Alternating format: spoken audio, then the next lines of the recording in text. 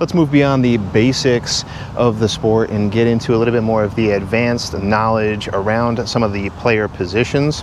In this video, I'm going to be talking about the blocker or the defense position, and the other two videos I'm going to be talking about the midfield or offense positions that I'm calling shifters and counters. Just like the other videos, I'm going to be getting into a little bit more detail around the zone and line restrictions, the player matchups, and maybe a couple other scenarios. So for the blocker position, one thing to know getting into line and zone restrictions again is that the blocker is the only player on the field that can't go into 1/3 of the field. They can go into the middle section of the field along with the defensive side that they are protecting, but they cannot go into the farthest third section of the field that I divvy up into tri-field lines. So they're not able to play offense in that last section of the field, and that's also included in the power play scenario. So in a power play scenario, you may be tempted to add an additional blocker to the field, but that blocker cannot venture into the farthest tri-field section in order to play offense. Okay, getting you up closer into the different zones. So the red line right here is to denote the blocker zone. This is the only section that the blocker can go into. And there is another section here between the farthest or outer arc that I'm calling, and then this inner arc section. This whole area in here is called the gutter, and that is primarily where the blocker will live. So while in this section here in the gutter, the blocker, and only one blocker at a time, can live in this section to defend. They are the only ones who can stand in this section pretty much the entire time in order to defend. Other players on offense can cross in and out of this section. They have to stand behind this outer arc line in order for a shot to be considered legitimate, but they can go in and out of this section here into the gutter space, contend with the blocker for a ball to, get to a loose ball. But they cannot live in this section the way that the blocker can. If somebody is posting up here, and I'm going to get into this more on the midfield and offensive positions, but if they're posting up here, in particular, if they're blocking the view of the blocker and they're trying to stand in front of that player, then that's considered a violation and a foul. A little bit more detail on this blocker zone area. Again, the only area that is dedicated primarily towards the blocker, and the only exception for that is in a power play scenario where the opposing team has a choice to shoot at one of the back two goals, and if one of the blockers is taken out of the game due to a power play scenario, that's the only time where a shifter can come into this section and defend a goal and go into the blocker zone, because they effectively become a quote-unquote dedicated blocker. But under normal circumstances, the blocker is the only one that is allowed to step foot in this zone. Primarily, when a shot gets taken, it gets dumped into this area, they can come back into this area to handle the ball. No other player on the field is allowed to step foot in this section except for the blocker on defense. However, the other players can venture over that line to try and grab a ball, either with their stick or with their foot, as long as they don't step foot in that section. Very important and very precise distinction there. Now let's take a quick second to talk about the center goal, because it acts a little bit differently than what I'm primarily showing you here, which more closely mimics the farther goal. Okay, let's pretend for a second that this is the center goal. What will happen is, instead of the blocker zone getting kind of cut off here at the back portion of the goal, the blocker zone is essentially a circle. So that'll go all the way around, extending equidistant as it does over on this side, all the way out to this side. Now, in a scenario where both teams are trying to shoot at the center goal at the same time, I may be defending in this direction with the team trying to shoot at the goal against me, and then the opposing team will be on this side trying to defend the goal past the inner arc as well, right? Not standing within the blocker zone and defending from the opposite direction here.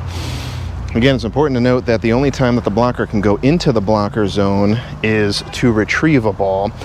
Otherwise, it will be considered a zone violation on the blocker. The blocker zone is really just for rebound or collection of the ball for the most part. There's another scenario that is known as a shootout, and that occurs when the blocker is called for standing in the blocker zone without trying to retrieve the ball. And in that scenario, what ends up happening is all the available players have to stand outside of the outer circle. And then it is a one-on-one scenario with one player on offense and one dedicated blocker on defense. So it's a one-on-one showdown.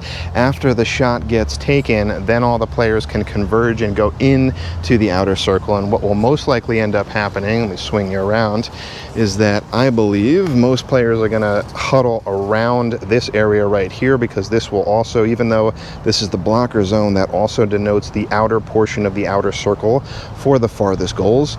So I think a lot of people are going to post up around here because the shot's going to get taken and they're going to probably try to get a rebound opportunity for a second chance. The other thing to note is if I am defending again in this inner circle against somebody trying to shoot in this direction, there will also be a straight line running through this back portion of the goal all the way to the edge here of the blocker zone.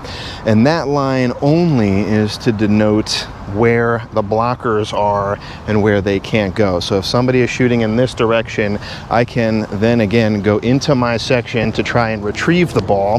However, the other blocker cannot cross over that middle line in order to retrieve the ball.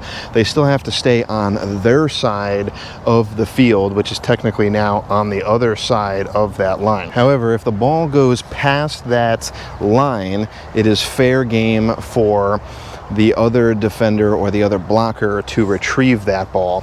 And I, as the blocker from this section, am not able to go into that other side of the field to try and retrieve it. The only other thing to talk about for this section is if there is a power play scenario where there's another blocker who enters the game, if they can legally go into a particular spot on the field, they can add an additional blocker or defender into the zone that they are defending. There can never be more offensive players than defensive players, but there can be an additional defensive player on the field. So again, to try and explain a little bit further, if there is a 3-on-4 scenario on one of the back goals to shoot at, and there's a power play scenario that happens, they still have 3 people on offense who are trying to score, but we now have 5 available defenders to use in order to defend the ball. So those 5 players are allowed to go into that outer circle in order to defend. So effectively, it's now a 3-on-5 scenario. Another thing to note is at that center goal here, the player matchup becomes a 5-on-6 scenario, and that means with only 6 available players and 2 of them defenders, that you do have the option now to have one of the blockers play on offense. There will be one dedicated blocker who has to stay behind that line that I had mentioned that goes into that circle, but the other blocker can then go on the other side of the field and play offense. So they're not committing any kind of field restrictions or field violations because you're still in that center section, but they are now able to go into and on the other side of that field in order to play offense. It's a little disruptive and a little bit weird because you're probably thinking that mostly the blockers are just going to play defense. However, in that center goal scenario, you will want another blocker in order to help out on offense.